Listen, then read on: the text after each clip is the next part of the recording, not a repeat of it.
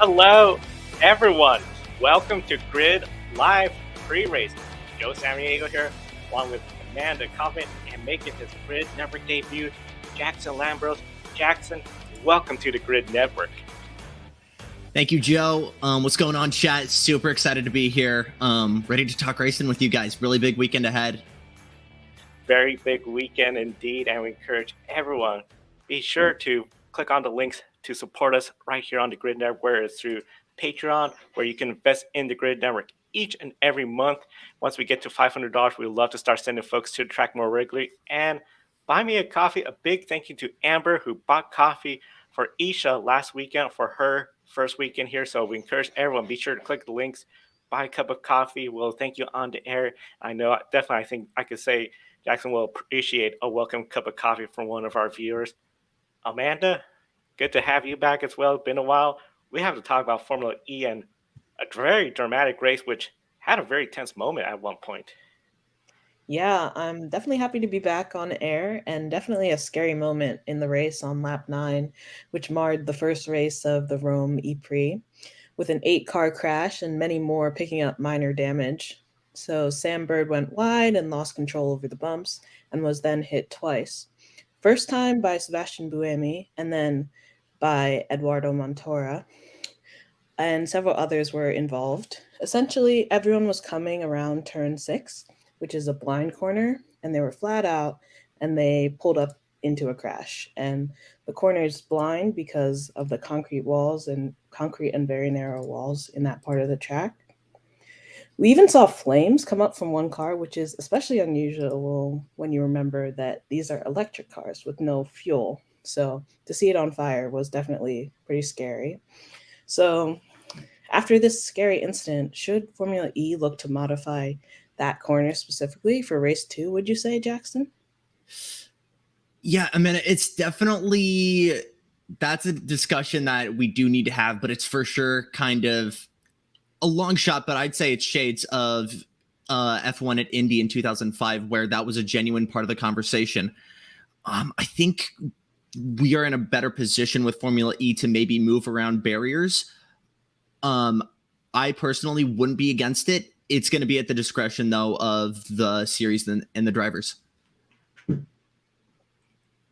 Yeah, I think when it comes to the series and the drivers are going to be looking at what could be done with that inside barrier, because this is something that sort of reminds me a little bit of Formula One in Saudi Arabia. That first year, they had the barriers right up there. They moved some of them to increase the visibility.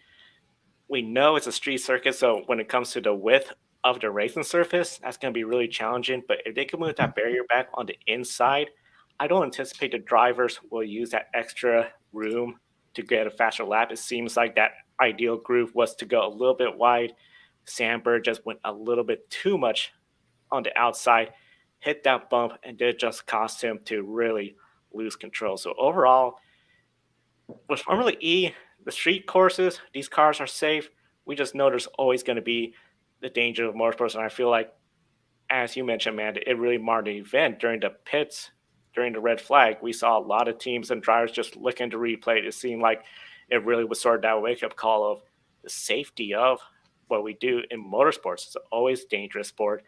I know we were talking about safety the last race weekend for Formula E at Portland because it was the big pack, and the concern was you could get a big crash in the pack race. And well, here we are, 8 cars involved, and many more just getting minor contact. I think it was just a real wake-up call that, hey, what we're doing, as safe as it is, there's always room for improvement. The risk is always there. Hopefully Formula E could look, I agree with Jackson's point of potentially moving that inside barrier to hopefully increase the visibility a little bit.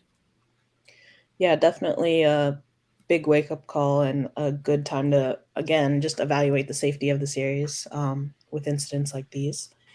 But after the red flag was cleared, we saw 3 out of the top 4 in the points up front racing for the win. Verline was not up front after his 1-lap contact, and he had to make a stop. And he ended up finishing 7th behind Jake Dennis 4th and Nick Cassidy 2nd. Mitch Evans with the sweep, pole, win, fastest lap. He ended up taking home the full 29 points. So is Mitch Evans the favorite for race 2 to make another sweep at Rome? I have to say, yes, he is a favorite for race 2 at Rome. He seems to really got something with this track where he knows a little bit more than everyone else, including his teammate. Sam Bird was up front. It worked beautifully where Sam Bird had an early lead, allowing Mitch Evans to save that energy. Very smart move, and I felt that was really the winning move. It was unfortunate. Sam Bird went out, so he couldn't really defend for Mitch Evans because we saw you could get a line of cars held up. Jake Dennis later on in the race, he was holding up everyone as he was trying to save energy. I think Mitch Evans, if he has a good, clean qualifying effort, which he should, because he's really good at this track, on the front row, even if he's in within the first 3 rows, I have that much confidence. I think Mitch Evans a heavy favorite for the second race. Yeah. Any thoughts for you, Jackson? I gotta agree. Yeah, I gotta agree with Joe here. Mitch is proven to be fast here. And if anything, for the fans at least, we're looking at this championship picture here with just a few races left, and mathematically he still has a shot at it, and a sweep here would certainly shake things up. But just as you said, pole fastest lap, he's got it going on, and I think he is genuinely the one to beat here.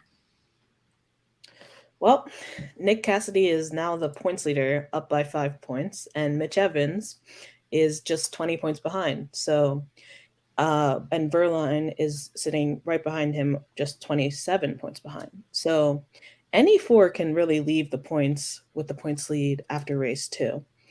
But now only 7 drivers left in the championship hunt mathematically, and they are John-Eric Verne, Antonio Felix de la Costa, and Max Gunter. Do you think any of those 3 outside the top 4 have a shot of keeping their championship hopes alive after tomorrow? I think with the position right now, it's going to be maybe Jev. John-Eric Verne might have the ability to pull something together here to at least keep the conversation going right now. We could maybe talk about Max Gunther, but that Maserati is still duct tape levels of being held together as a team right now. That could be a totally different conversation next year. But yeah, man, I think it's only the top 4 right now we really should be having in contention. I have to agree. I think the top 4 are the main contenders in this race. Max Gunther, this race, he did look really good. If he could have a better qualifying effort, I think he could extend his mathematical eligibility for the championship another race weekend. But I just don't see that Maserati having the potential to race up towards the front for the remaining 2 races at London after tomorrow. So the big thing is qualifying. That's where we see the strength of the teams up front all the time. Nick Cassidy, he starts up front, and even when he isn't up front, for some reason, he seems to find his way up towards the front very easily. Overall, John-Eric Verne, he's really one of the drivers I feel he could really push the limits in the car, try to get the most out of it. It just seems this year with that DS Penske, it just seems to be a bit more of a challenge. I have to agree. I think it's really going to come down to the top 4 drivers.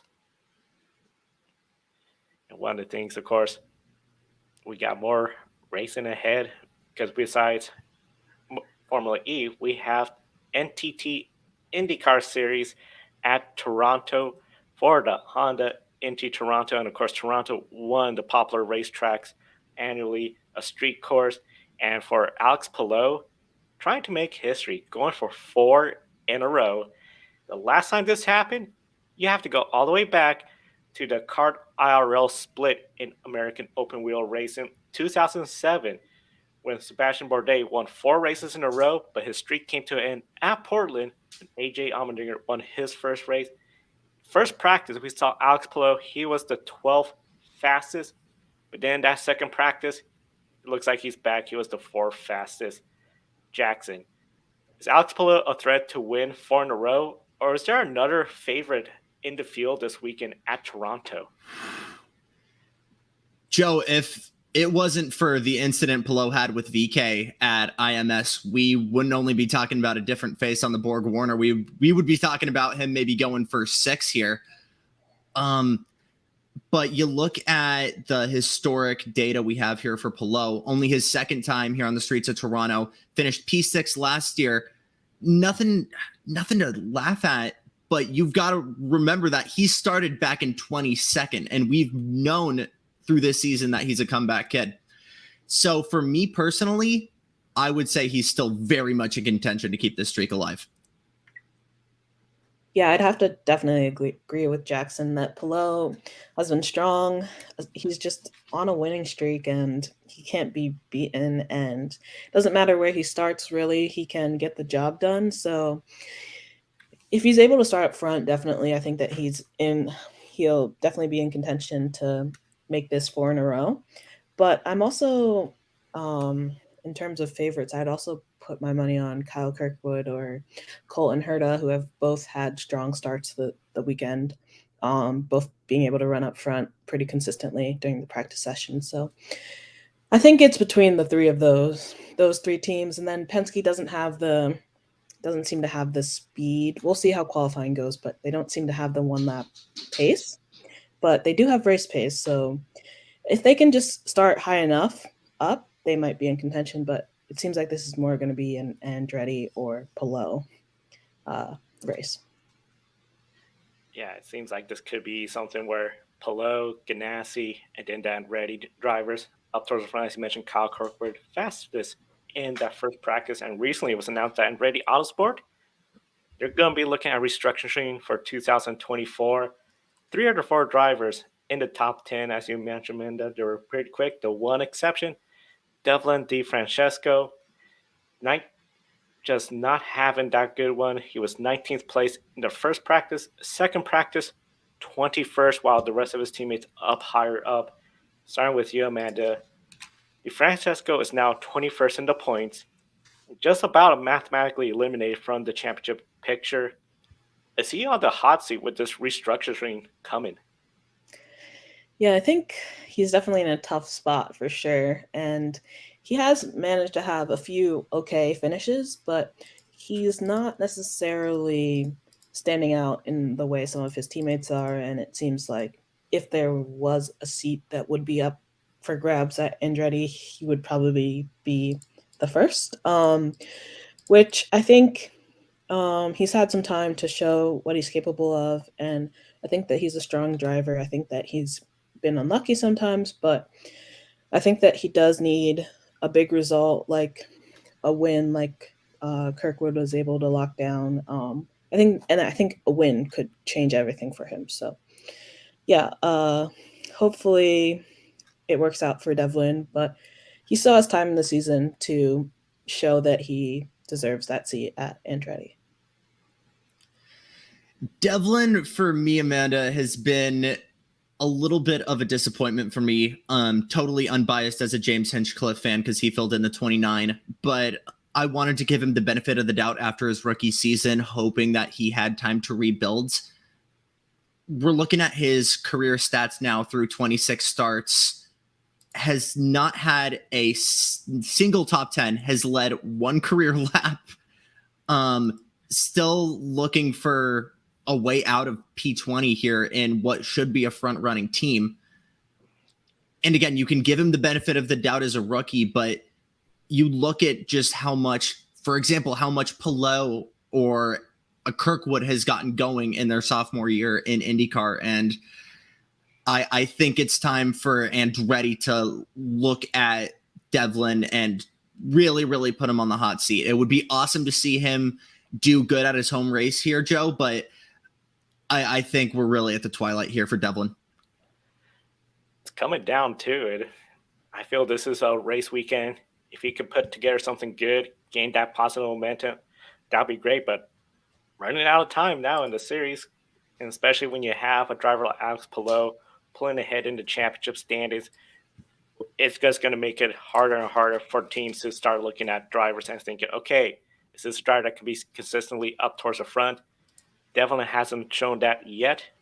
He's really running out of opportunities to do so. If he could somehow put together a magic run, I think that could help him. But I do think he is in the hot seat.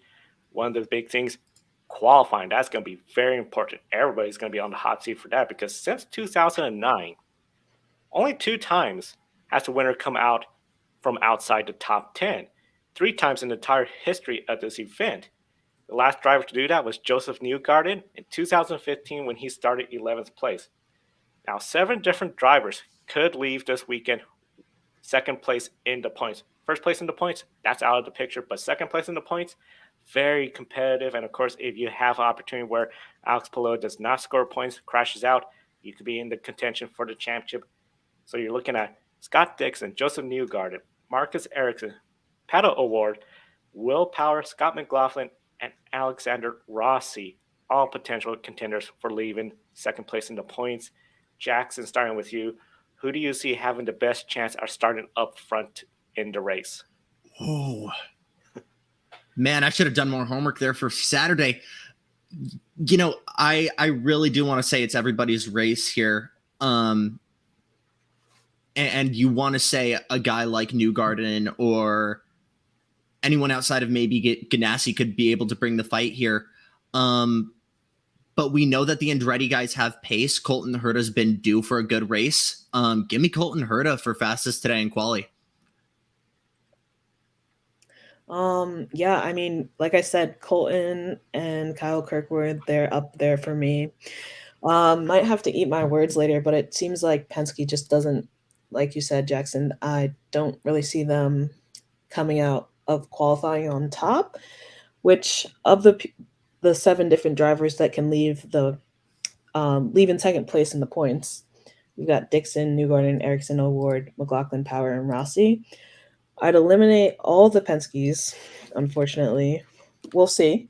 But then I'd also have to say the McLarens of O'Ward and Rossi also went off several times, or maybe just once each during practice. So maybe they don't have the most comfort in the car, but that leaves Dixon and Ericsson. And of those two, I'd pick Dixon. So I think my 3 that I pick for qualifying to start up front would be Dixon, Kirkwood, and Herta. Yeah, I think that's also a fantastic pick, especially Dixon, man. And even if he's not at pole, we would not be surprised to probably see a Ganassi in contention here, even after qualifying, because Toronto isn't a track for that, and Ganassi isn't a team for that, especially with Scott Dixon and all of the CGR teams. Honestly, Mike Hull, an absolute wizard with strategy and always kind of managing to find their way up front. So even if Palou doesn't end up front 2 rows, I would absolutely put him in contention here. Chip Ganassi Racing, one of the favorites each and every week. Scott Dixon, I feel he's been very much under the radar. He would love to go out there, get a good qualifying position, and lock down that second place, try to pull ahead of everyone. But it's going to be really interesting to see what happens in this race. A lot can happen in that start when they all make that run to the first corner. One driver, main drivers will be looking at, and a lot of folks, David Malukas. He said he was unlikely to return to Dale Coyne Racing in 2024. So that got a lot of rumors going around. Will he be potentially in Alex Palou's current seat or another team? Amanda, starting with you, could this race be an addition for his 2024 rides? Or could he already have a deal wrapped up and just not sharing it with anybody? Well, I think that in a field like IndyCar, every race is sort of an audition in terms of the teams are always going to be looking at you.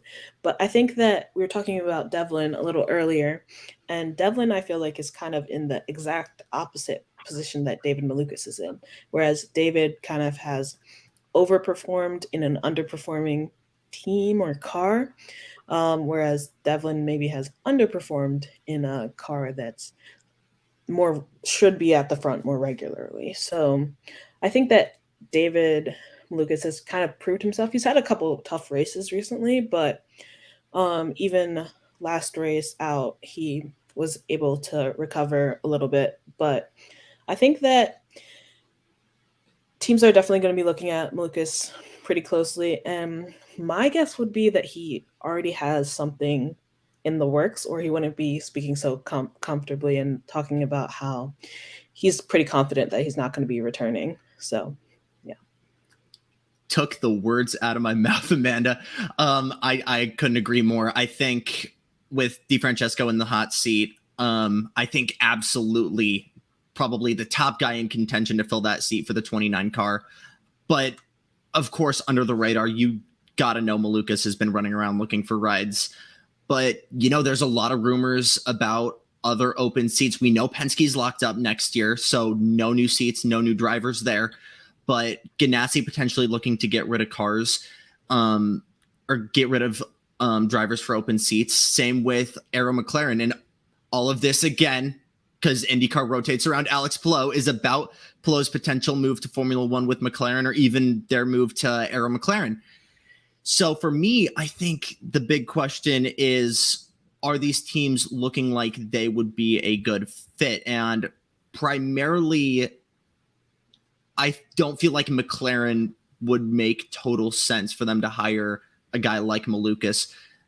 Already have plenty of young talent, already have very diverse talent.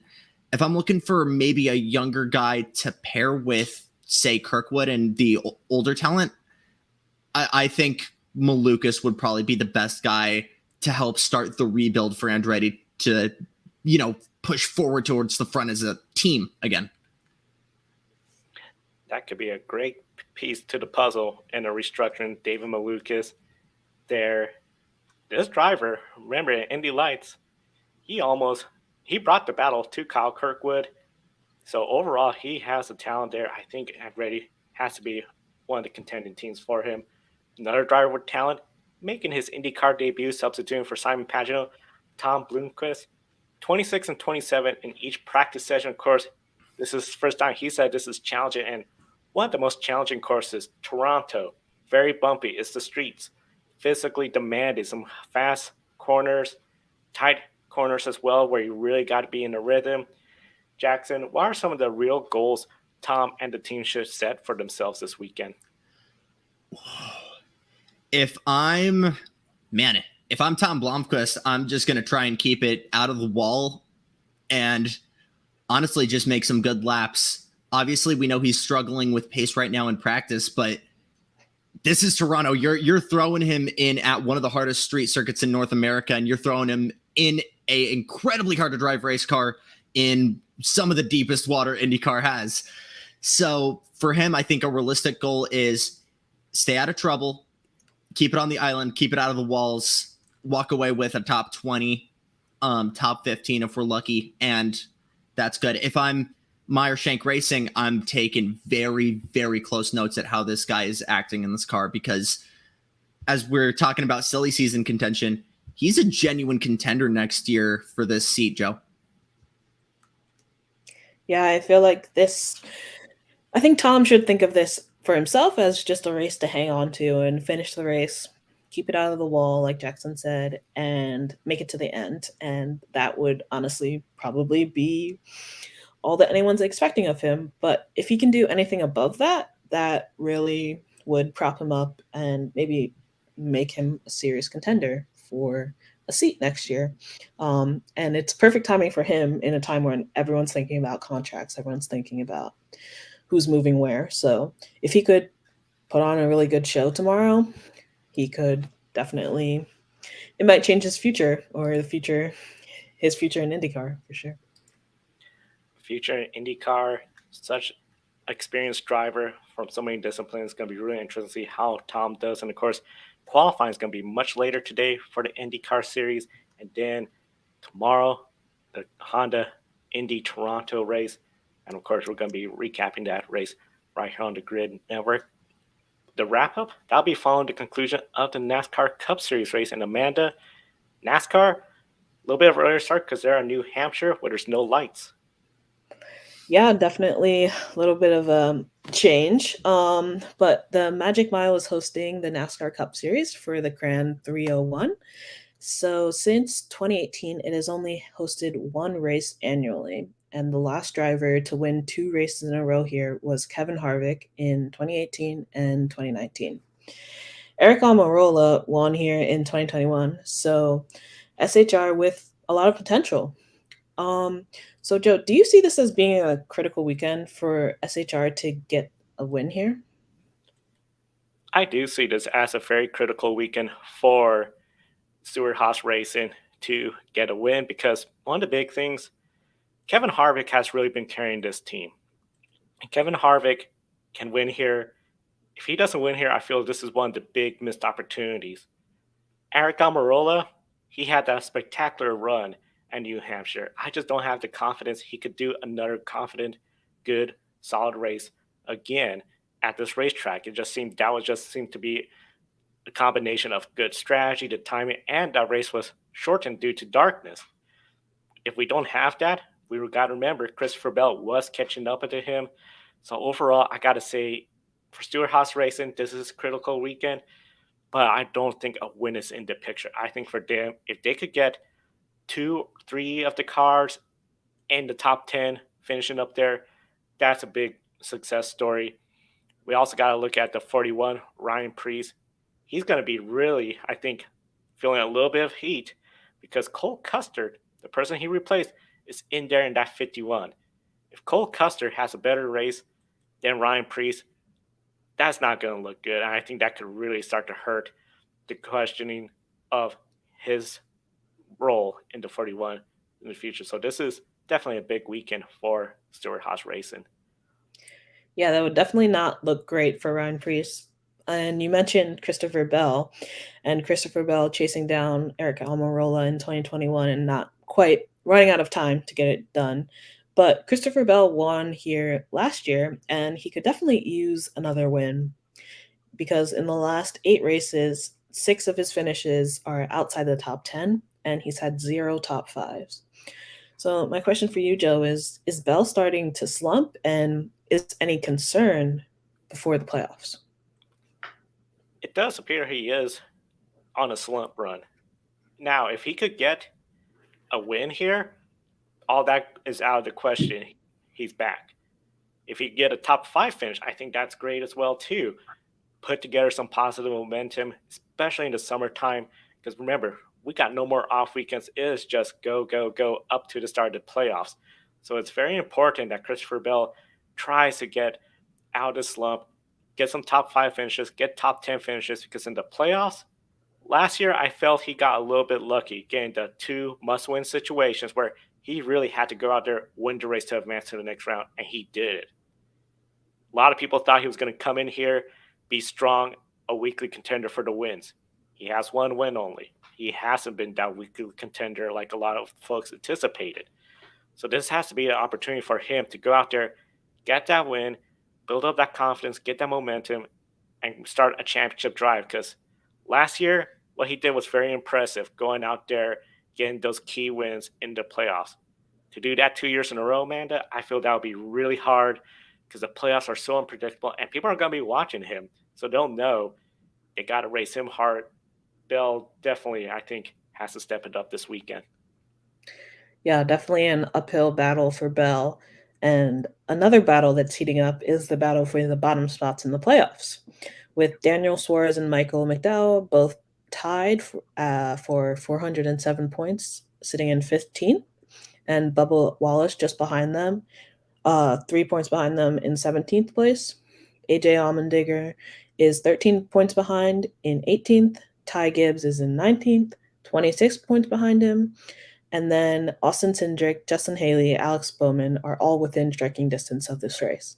And then after being out several races with an injury, beginning of the season, Chase Elliott is 60 points back, but slowly climbing up, making a threat, making himself a threat and challenging for a spot in the playoffs. So out of those drivers, who do you think is most likely to have the best day of those drivers battling to get into the playoffs? When it comes to those drivers in the bottom, I'm looking at the Toyotas.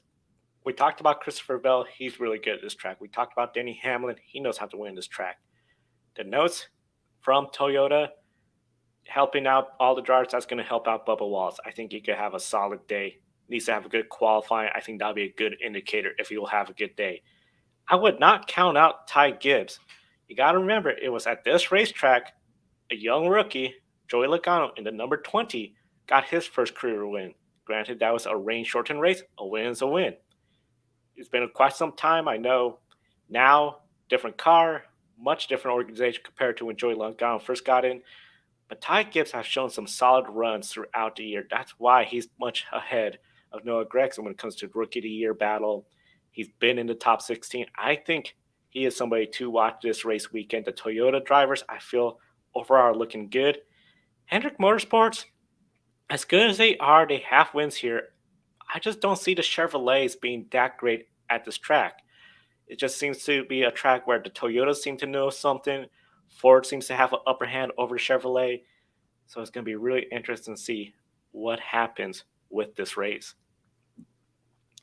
And with that said, we'll bring back Jackson because it's going to be time for Pick a Winner. But before we go to Pick a Winner, a comment in the chat room from Adam. Welcome, Jackson. And 30 years saw the first NASCAR Cup Series race at New Hampshire Motor Speedway.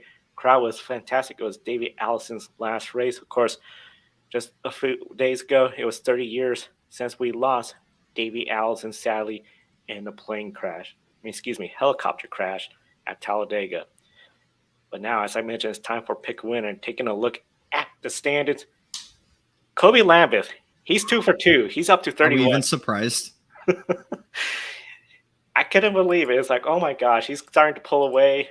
I got Mitch Evans right, so I'm now tied for 5th place with Josh T. And of course, if you're outside the top 20, you get a bonus point for each correct guess. You're outside the top 10, so 11th through 20th. First correct guess gets you 1 bonus point. Try to get closer into the top 10.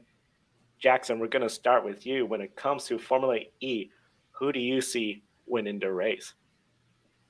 Joe, who's been sneaky this whole weekend? Who finished race 1 in 4th? Who could still be in the fight for the championship? Give me Andretti Avalanche. Give me Jake Dennis. I want to see it. Jake Dennis, that would be huge for his championship hopes. I got to go with the driver that I predicted, and I think he'll be the first driver to do back-to-back sweeps at the same track. I'm going with Mitch Evans, that Jaguar. He is just looking really good. Question is, could he do it without the help of his teammate? Now, Honda Indy Toronto. Jackson, starting with you. Who's going to win the IndyCar race at Toronto? It's funny because at the start of the season, I could have told you it's anyone's race. And at the start of the season, it was a different winner every single race. And before that Palou streak of terror, one of the guys that is still been waiting for a win is Scott Dixon. And he's a guy that's won here every single, not every single time, but he's in contention for a win every single time. He's won a few times at Toronto. He's still due this year. I got to take Scott Dixon for this one. That's definitely a safe choice and solid choice. He's definitely been there in the fight, just kind of like a silent killer. So it might be his time. But I think I'm going to talk about another driver who hasn't had a win yet this season or at all, and but does have the best qualifying average from the whole field, and that's Romain Grosjean. I think he's been second, third, or something like that this season in qualifying. Just hasn't been able to get the job done, but we'll see. Maybe he's calmed down enough to keep his head level throughout the race and like not make any stupid moves, and maybe I want to see it. Yeah. Two great picks. My pick, I'm going to go with the driver that won at Long Beach. I think he's great at this kind of track. I'm going with Kyle Kirkwood. It's going to be really interesting to see if he can pull it all off. A good, solid run. He's fast. Put it all together for a good, clean race. That's the big key. And lastly, NASCAR Cup Series Crayon 301 at New Hampshire Motor Speedway. Jackson, who do you got? Man, that's a hard one. My knowledge in NASCAR could be better. We know Kevin Harvick's been fast here. I know Stewart Haas isn't fast, but it's what this team needs right now. It's what Kevin Harvick needs. Give me a win for Kevin Harvick on his way out. Kevin Harvick, good pick. Definitely would be good for him to, wrap things up before he retires with a win here. It's tough. NASCAR, it's the hardest one to pick always. It really can be anyone, uh, anytime. But I think that I'll just have to go. I think that Kevin Harvick's a good pick, but I think I'll put some faith in the Toyotas. But instead of Bell, I'm going to pick Denny Hamlin. Denny Hamlin, another good pick. I think when it comes to this race, I'm looking at a Toyota as well. I'm looking at Christopher Bell. I think he's going to turn his season around, get back on the playoff board with 2 wins, and start changing his season and his trajectory. Christopher Bell is my pick for the NASCAR Cup Series. A couple of comments in the chat room. Adam's picks are Mitch Evans, Alex Palou, and Martin Truex Jr. Another good one. We also have, from Ben Schneider, Evans, Palou, and Priest. So we got a couple of folks, and we encourage everyone to say, who they're going to be picking. And also a comment from the chat room from a person named Shota Aito asking Jackson to smile. So definitely, we thank everyone for all the comments. And of course, if you want to show your appreciation for all of us here at the Grid Network, we highly encourage everyone, click on the links.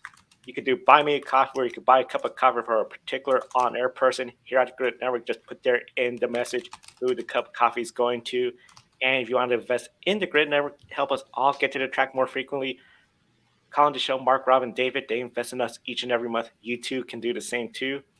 Link in the video description. And if you're watching us for the first time, hit the bell icon and subscribe to us right here on YouTube, because we're going to be back on the air tomorrow to recap Formula E, IndyCar, and the NASCAR Cup Series, plus some SRX coverage later on as well when it comes to their race.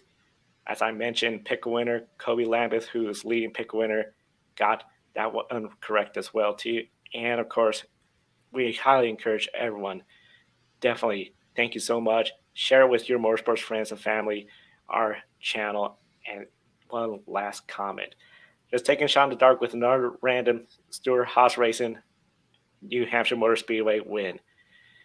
Shot in the dark. If we get some rain, if we get overcast, it'll be much darker. So Eric Gomarola, he'll be trying that. It'll be interesting to see what happens, and we'll recap it all tomorrow. For Jackson and Amanda, I'm Joe.